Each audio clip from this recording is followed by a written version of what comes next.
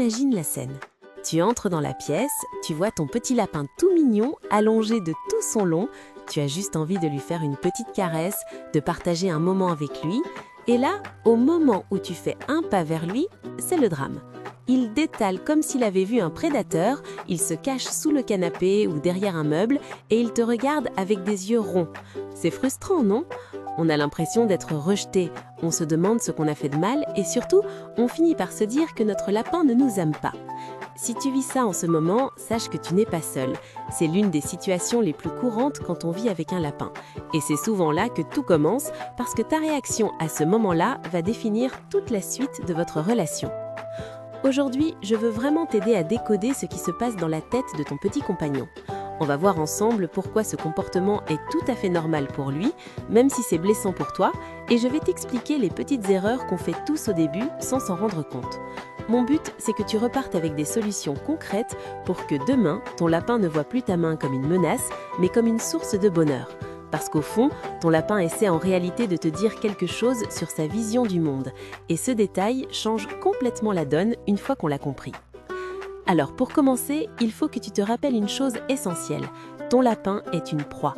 Dans la nature, tout ce qui vient d'en haut ou qui bouge vite est un danger potentiel. Quand tu te tiens debout et que tu marches vers lui, pour lui, tu es un géant qui fond sur lui. Même si tu l'aimes de tout ton cœur, ses instincts les plus profonds lui crient de se mettre à l'abri. C'est un mécanisme de survie qui est resté gravé dans son ADN, même s'il vit confortablement dans ton salon avec ses granulés servis sur un plateau. Et la plupart des gens ne s'en rendent même pas compte. Ils pensent que le lapin devrait comprendre qu'ils sont des amis. Mais la confiance d'un lapin, ça ne se réclame pas, ça se gagne avec une patience infinie. Est-ce que tu as déjà remarqué que plus tu essayes de le rattraper, plus il court vite ? C'est le cercle vicieux classique. Tu veux le rassurer, donc tu insistes, tu le suis, tu essayes de le bloquer dans un coin pour lui montrer que tu ne lui veux pas de mal. Mais pour lui, c'est une partie de chasse. À ses yeux, tu te comportes exactement comme un renard ou un rapace. Et c'est souvent là que beaucoup de gens font la même erreur. Ils forcent le contact. Ils pensent qu'en portant le lapin de force pour lui faire des câlins, il finira par s'habituer. C'est tout l'inverse qui se produit. Chaque fois que tu le forces, tu réinitialises la barre de confiance à 0. Une autre raison qui explique cette fuite, c'est peut-être tout simplement que ton approche est trop directe. Si tu arrives face à lui, en le regardant droit dans les yeux, c'est un signal d'agression dans le langage des lapins. Les lapins ont une vision panoramique. Ils voient presque tout autour d'eux, sauf juste devant leur nez. En arrivant de face, tu entres dans sa zone d'ombre et tu le surprends. Imagine que quelqu'un surgisse devant toi sans prévenir, alors que tu es plongé dans un livre, tu sursauterais aussi, n'est-ce pas ?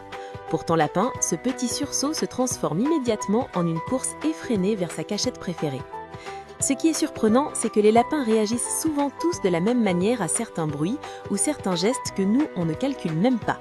Le bruit de tes pas sur le parquet, le froissement de tes vêtements ou même ton odeur si tu viens de cuisiner ou de toucher un autre animal. Tout ça peut être perçu comme un signal d'alerte. Ton lapin essayait peut-être simplement de te parler à sa façon en te disant « Là, je ne me sens pas en sécurité, laisse-moi de l'espace ». Et si on ne l'écoute pas, il finit par s'isoler de plus en plus. Mais alors, comment on fait pour changer ça ? La première règle d'or, et c'est souvent ce petit détail qui change tout, c'est de descendre à son niveau. Littéralement, si tu veux que ton lapin arrête de te fuir, tu dois arrêter d'être un géant. Allonge-toi par terre, sur son territoire, et ne fais rien. Oui, tu as bien entendu, ne fais absolument rien. Prends un livre, regarde ton téléphone, mais ignore-le. C'est l'étape la plus difficile parce qu'on a envie d'aller vers lui, mais c'est la plus efficace. En restant immobile au sol, tu deviens un élément du décor, un élément non menaçant. La curiosité du lapin est souvent plus forte que sa peur. Au bout de quelques minutes ou quelques séances, tu vas voir qu'il va commencer à s'approcher, à te sentir, à faire le tour de toi. C'est lui qui doit initier le contact, jamais toi au début. Une fois qu'il s'approche de toi sans fuir, la deuxième étape, c'est de récompenser sa présence. Garde toujours quelques petites friandises saines, comme un bout de racine de pissenlit ou un petit morceau de pomme, près de toi. Ne lui tends pas la main brusquement. Pose simplement la friandise au sol à une distance où il se sent à l'aise. Petit à petit, rapproche la friandise de toi jusqu'à ce qu'il vienne la chercher directement près de ta jambe ou de ton bras. L'idée, c'est d'associer ta présence à quelque chose de super positif. Il doit se dire, quand l'humain est au sol, il se passe des trucs géniaux. Un petit conseil que j'aime beaucoup donner, c'est d'apprendre à parler lapin avec tes mains. Évite les mouvements qui viennent d'en haut. Pour caresser un lapin qui a peur, approche ta main doucement par le côté, au niveau de son sol, et laisse-le sentir tes doigts. S'il ne s'en va pas, essaye de lui caresser doucement le sommet du front ou la base des oreilles. C'est là qu'il préfère être touché car c'est une zone qu'ils ne peuvent pas atteindre eux-mêmes. Mais attention, si tu vois qu'il baisse les oreilles ou qu'il s'aplatit trop fort, c'est qu'il n'est pas encore prêt.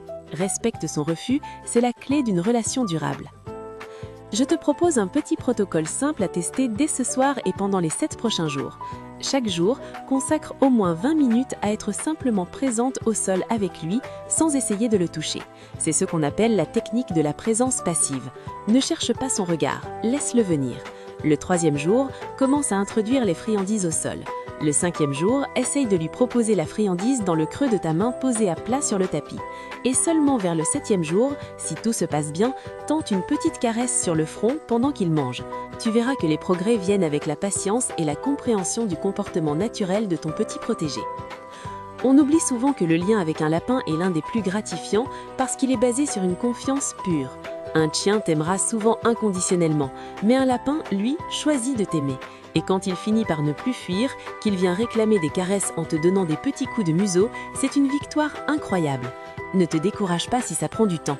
Certains lapins ont besoin de semaines, voire de mois pour se sentir totalement en sécurité, surtout s'ils ont eu des mauvaises expériences avant d'arriver chez toi. L'essentiel, c'est la régularité de tes gestes et ta bienveillance. J'aimerais beaucoup que tu me dises en commentaire comment ça se passe avec ton lapin. Est-ce qu'il est du genre explorateur courageux ou plutôt grand timide qui se cache au moindre bruit? On a tous des anecdotes sur ces moments de solitude où on se retrouve à 4 pattes sous une table pour essayer de négocier une sortie. Partage ton expérience, ça aide aussi les autres propriétaires à se sentir moins seuls. Et si tu veux continuer à apprendre à décoder le langage de ton lapin pour transformer votre relation, n'hésite pas à t'abonner. On se retrouve très vite pour d'autres conseils tout doux sur nos petites boules de poils préférées. Prends bien soin de toi et de ton compagnon.